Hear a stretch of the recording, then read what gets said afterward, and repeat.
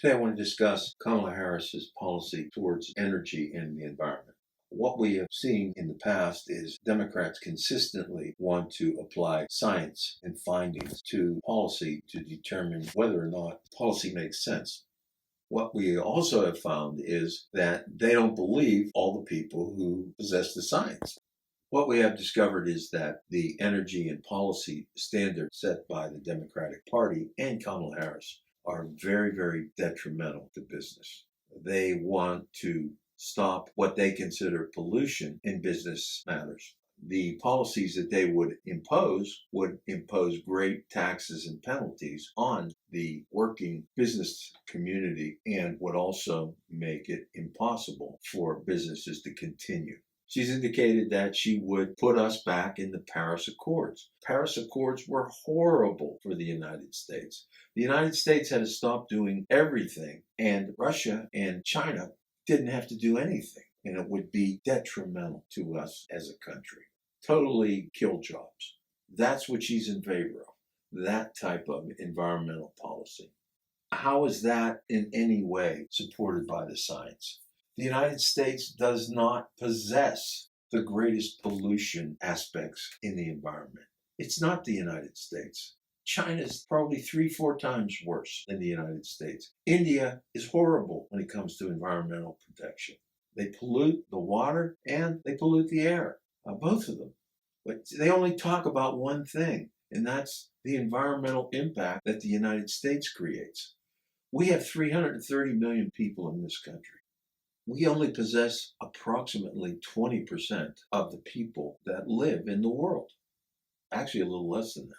The United States is being asked to kill its businesses and destroy its infrastructure because what is going to be created is a gigantic governmental watchdog for business. And are they polluting, and how are they polluting, and what's going on? As if the businesses that work in whatever industry we're talking about don't have any conscience at all about that. Now, I understand that you just can't have no regulation, but the regulations that they want to put into effect are destructive to the United States. So what's the impact of that? The impact of that is it kills jobs and it sends jobs overseas because the products are going to get created, whether they're created here or in China or in India. They're going to be created. The only question we have is, why can't we do the same thing here? Why can't we have environmental protection accompanied by good business policies? Kamala Harris's policy is that the Paris Accords will prevent the United States from being a polluter and will take us to no pollution in the near future. These policies are so ridiculous, and the cost of this type of policy is totally destructive to business. We'll lose everything that we've gained. But that's okay with them because they're globalists and they want, that one world, one government concept to apply to business and pollution. And that way they can control the countries all over the world. The Chinese aren't going to go for that. The Indian government's not going to go for that. Any government that exists in the world is not going to go for that. The only government to go for that is the United States. So they would rather damage the United States than actually do something positive for the United States and the world. Right now, we're the lowest carbon emitting numbers in probably the last 25 years. Those numbers can come down even more. But that's with 3 years of President Trump. President Trump values the environment. The United States isn't making the polar ice caps melt. Believe me, it's not. That the polar ice caps are melting because of a lot of reasons. And they don't want to discuss that. They don't want to discuss the science overall. They don't want to discuss the overall science because if they did, they'd realize that if the United States adopted every single environmental protection that exists, the impact on the world's temperature would be about 7/8 of 1 degree. There's no question about that because we're not the largest polluter in the world. And I just named the other countries that were. Those other countries were not being taxed like we were.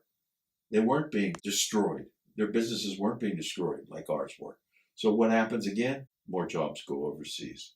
What does that do to the United States? That means less people are paying taxes and working. And so we have less ability to defend ourselves, and we have less ability to innovate and regulate ourselves. That's the policy of Kamala Harris and Joe Biden. Joe Biden wants to say that he's not against fracking. Well, he said that he is several times. Kamala Harris has come right out and said, yep, I'm against it. We're going to do away with it. You know how many jobs that is? That's probably about 6 million jobs. That's a conservative estimate.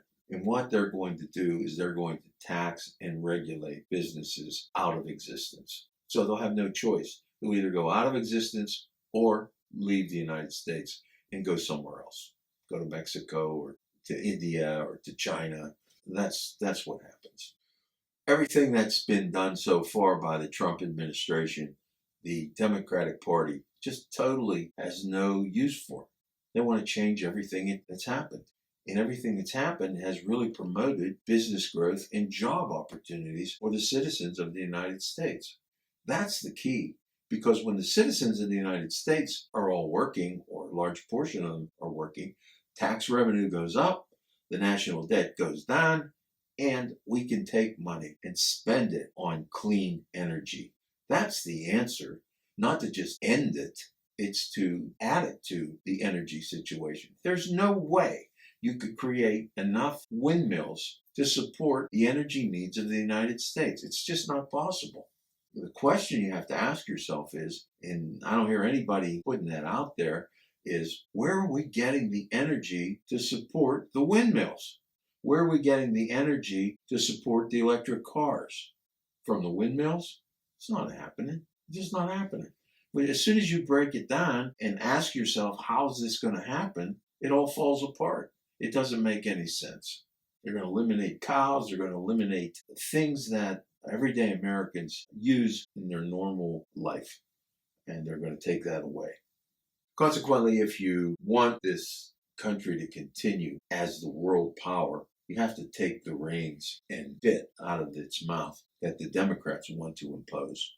And you have to be aware of environmental impact of certain things. But you can't try to control the economy by having someone in power, whoever that is, the energy czar, have the ability to shut the country down. They're continuing to do this in every way they can.